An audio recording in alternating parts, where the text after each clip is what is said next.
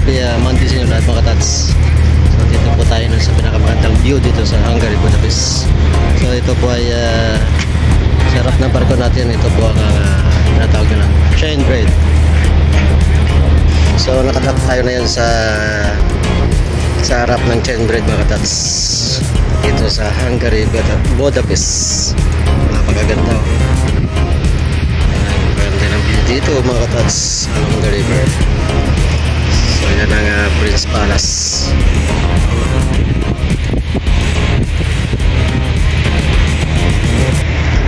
Alright.